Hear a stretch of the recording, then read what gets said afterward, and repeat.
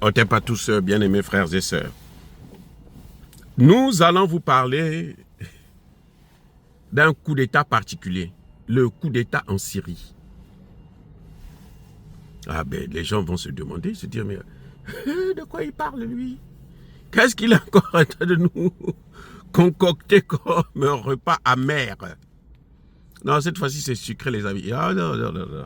Je vous adore. Non, cette fois-ci, je vous donne le sucré. Amer, là, c'est pas bon. Amer, là, quand j'étais jeune, là, il a donné la Nivaquine pour la prévention contre le paludisme. Non, ce n'est pas la Nivaquine, l'aspirine en liquide. Donc, dès que vous voyez, là, ma maman, pas à son âme, quand elle sort la bouteille, comme ça, 1 litre. Il y avait une poudre là qu'on mettait dans 1 litre d'eau. Amène ça là. Une cuillère. Là, vous êtes fâchés. Donc, cette fois-ci, je ne vais pas vous donner ça à mère là. Non, non, non. C'est bon. Et pourtant, c'était bon pour la prévention. Hein. On ne tombait pas malade. Ça, ils ont arrêté ça parce qu'il faut que nous, on tombe malade. Comme ça, eux, ils ont de l'argent. Comme ça, vous achetez, vous consommez leurs produits. Donc, voilà. Bref. Nous allons parler de le coup d'État en Syrie. Ce que vous avez vu en Syrie, là, ce n'est pas un changement des institutions. Ce n'est pas un transfert de pouvoir normal. C'est un coup d'État. Oh, mais attendez. Mais les gens disent que non, les coups d'État, c'est pas bien. Non? Là, c'est un coup d'État, en plus, militaire. Oh, les Occidentaux, ils sont bons. Ils sont bons, ils sont forts.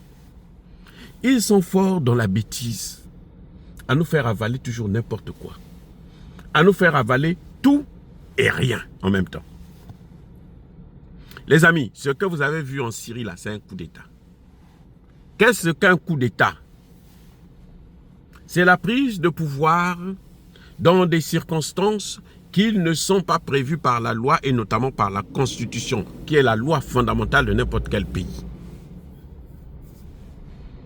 Donc, si les terreaux, que eux ils appellent maintenant les djihadistes, et maintenant les islamistes modérés en plus, ils sont d'abord islamistes, mais ils sont modérés, donc des bons islamistes.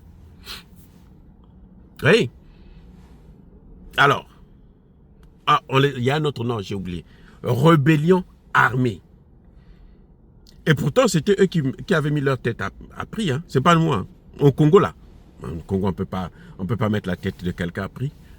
10 millions de dollars. On ne peut pas faire ça, c'est pas possible. C'est trop cher. 10 millions de dollars. Le Congo s'appelle 10 millions de dollars. Le Congo pleure pour 10 millions de dollars. Si vous mettez 10 millions de dollars là, sur la table en boum, les pays africains, là, les gens vont dire, ok, on te donne tout ce que tu veux. On te donne même nos corps là, pour prendre les 10 millions. C'est pour ça d'ailleurs que vous voyez qu'on est sous-développé, hein, c'est à cause de ça. Les miettes là, nous on trouve que c'est beaucoup d'argent. Bref, ce que vous avez vu là, c'est un coup d'État. Mais Israël s'est félicité. Israël dit, c'est une bonne chose. Macron dit, c'est la barbarie est partie. Le pouvoir barbare est tombé. Les États-Unis ont dit, c'est très bien. C'est une très bonne chose. Bachar al-Assad ne devait plus rester là. Et les États-Unis sont même fâchés parce que, Bachar al-Assad est en vie. En Russie, là où il est intouchable.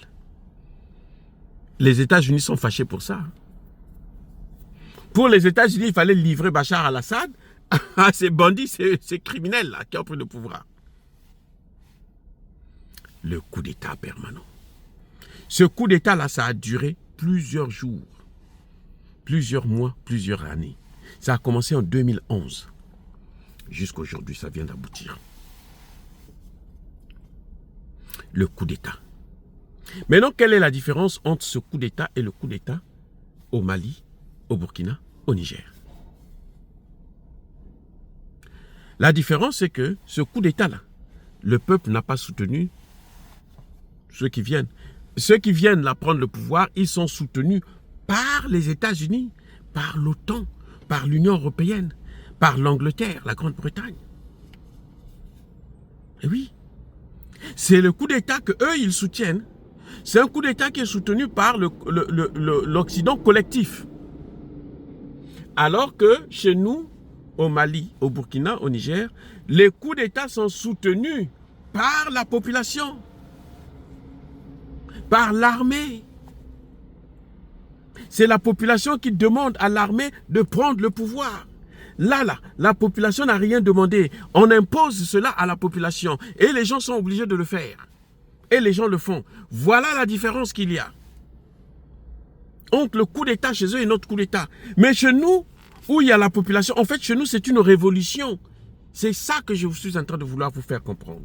Chez nous, on parlerait pas de coup d'État, mais on parlerait plutôt de révolution. C'est-à-dire que des gens ont perdu le pouvoir et maintenant d'autres, des gens ont abusé du pouvoir et maintenant la population n'est pas contente. Comme la population n'a pas d'autres moyens que de faire appel à son armée pour que son armée puisse prendre le pouvoir. Ce qui est différent de là. Là, ce sont les Occidentaux qui font appel à des gens qu'ils ont eux-mêmes condamnés, qui ont même fait la prison chez eux pour leur demander de prendre maintenant le pouvoir. Voilà exactement ce qui se passe dans nos pays. C'est ça la différence que nous avons entre le coup d'État en Syrie et le coup d'État en Afrique. Le coup d'État dans le Sahel. Vous voyez? Donc, c'est pas la même chose. On ne peut pas les mettre sur la même longueur d'onde. Chez nous, c'est une révolution. On peut appeler ça coup d'État parce qu'ils ne sont pas passés par la Constitution. Il n'y a pas eu élection pour prendre le pouvoir. Mais c'est une révolution parce que quand il y a la révolution, même en France, la révolution française, c'était comme ça, ils ne sont pas passés par la révolution. De Gaulle avait fait un coup d'État, mais on appelle ça une révolution aussi. Mais comme les Occidentaux ont un narratif particulier, c'est-à-dire que quand ça se passe en Afrique, quand ça se passe contrairement à leurs lois, à leurs principes à eux, alors ils disent qu'ils donnent cela une autre connotation. Mais en réalité, ce que vous voyez en Syrie là, c'est ça qu'on appelle coup d'État. Ce que vous avez vu dans le Sahel, c'est ça qu'on appelle une révolution. Mais non, entre les révolutions, il y a deux révolutions. Il y a une révolution de palais comme ça s'est passé au Gabon. Parce que ça se passe entre les membres de la même famille. Vous savez que Oligui Nguema est le neveu de Bongo. Donc, c'est le neveu qui prend le pouvoir à son cousin. Bongo le père, je voulais dire. Donc, le neveu qui prend le pouvoir à son cousin. Donc, entre ça, c'est une révolution de palais. Entre eux, ils ne s'entendent pas. Et puis, il y en a un qui prend les choses en main. Ils s'entendent pour qu'un autre puisse remplacer l'autre.